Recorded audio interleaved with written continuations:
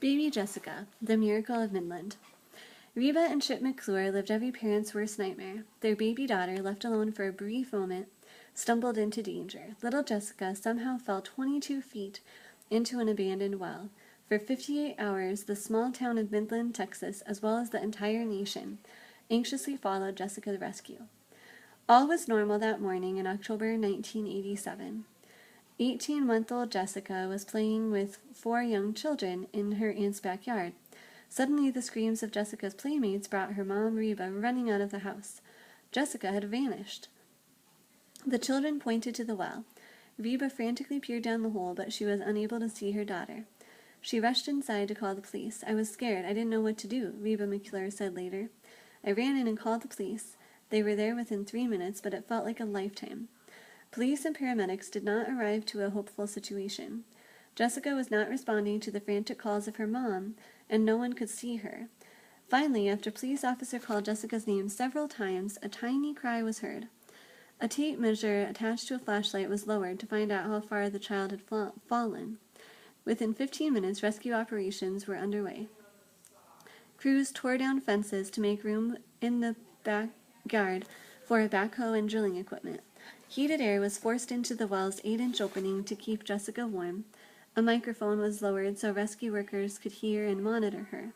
Since the hole was too small for a rescue attempt, a plan had to be devised quickly. No one knew how long Jessica could hold on. Even more terrifying for everyone was not knowing her condition. Rescuers decided to drill a 3-foot hole beside the well shaft.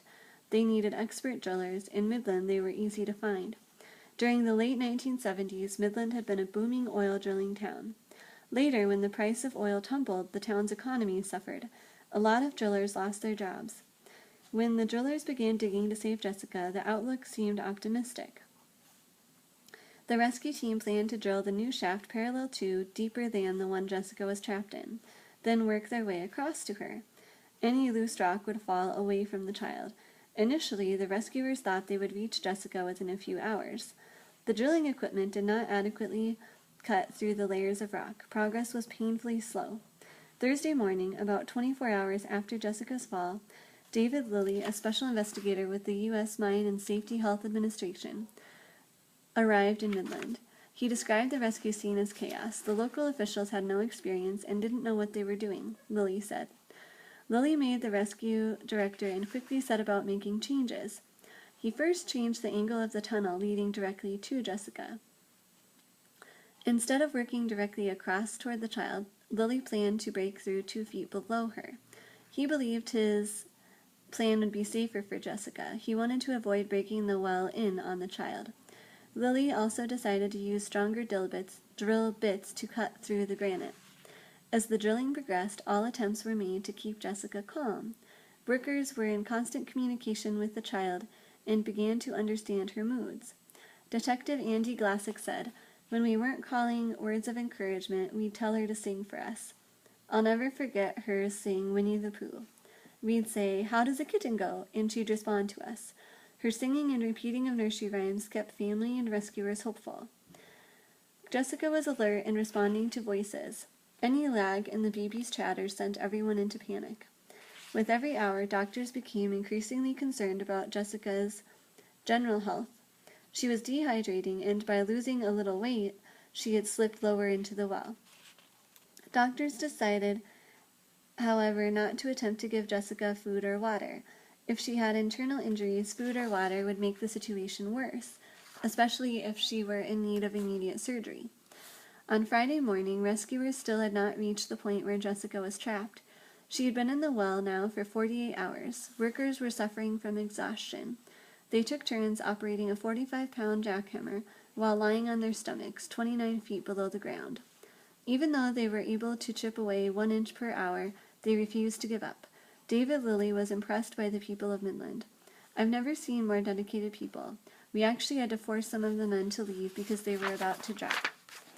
Late Friday morning, Lilly broke through into the shaft of the well directly below Jessica, and she started crying. He was able to reach in and touch her leg. His first concern was to prevent Jessica from slipping any lower than she had already. Therefore, he decided to insert a metal rod and a balloon beneath her to hold her in place. The balloon would protect Jessica from the dust and noise. For the last stretch, Lily would not allow rescuers to chip away any more at the well. He decided to use a high-pressure water drill, sprays about 30,000 pounds of water to cut through the rock. The force of the water enlarged the passageway without harming Jessica. Lily broke out an opening the size of the well itself, 8 inches by 10 inches. At this point, he turned over the operation to the paramedics. It was 1 o'clock Friday afternoon. Jessica had been in the well for more than 51 hours. Robert O'Donnell, Midland paramedic, was very concerned that Jessica might have head and spine damage. He insisted rescue workers leave the maneuvering of the baby to him and fellow paramedic Steve Forbes. We more or less volunteered ourselves because we both have children and I've gotten kids unstuck from different situations before, O'Donnell said. Shortly after 1 p.m., he was lowered into the shaft. He had to slither like a snake through the tunnel. When he finally saw Jessica's left foot, he asked her to move it. He pushed up on her left leg. Jessica whined a little, but she did not cry out in pain. O'Donnell couldn't tell what position she was in. He tried to move her several times without success. He was forced to leave her and head back to the surface. That's the hardest thing I ever did, leaving that baby in there, O'Donnell said. Rescue workers needed to widen the tunnel for the paramedics. When O'Donnell re-entered the tunnel at about 6 p.m., he had 2 or 3 more inches of headroom. Now he was able to tell the child's position. Jessica was sitting upright with her left leg hanging down. Her right leg was straight up against her head. O'Donnell began the slow struggle of pulling the child free. Out of fear, Jessica often tensed up, but each time she relaxed, O'Donnell tugged at her even harder. With the help of lubricating jelly, Jessica finally slipped free. Lack of circulation had turned her right leg black, but the child appeared calm. Steve Forbes strapped her to a board to keep her head and neck straight. He held on tightly while they were towed back to the surface. At approximately 8 p.m. Friday, all eyes were on Midland and Jessica. She emerged from her 58-hour ordeal bandaged, bruised, dirty. As millions of Americans and rescuers watched, Jessica blinked her bright blue eyes. She had survived. A feeling of relief swept across the entire country. Rescue workers wept and celebrated when Jessica reached the surface. The streets of Midland were lined with cheering people. Church bells rang as Jessica was rushed to the hospital with her parents. The entire town had joined together to save the life of one child. To the astonishment of everyone, Jessica had emerged from the well relatively healthy. She had lost a few pounds during the ordeal, but no bones were broken. Doctors later had to remove a small portion of her baby toe on her right foot due to a lack of blood circulation, and some plastic surgery was required on her forehead as well as on the back of her head. Jessica soon recovered from her minor injuries. By 1997, 10 years after the rescue, she was a happy 6th grader who played the piano and French horn and enjoyed skating. She remembered little of what happened. Andy Glassick said, "Jessica doesn't remember any of it. About the only thing she remembers is what people tell her and what she sees on the news."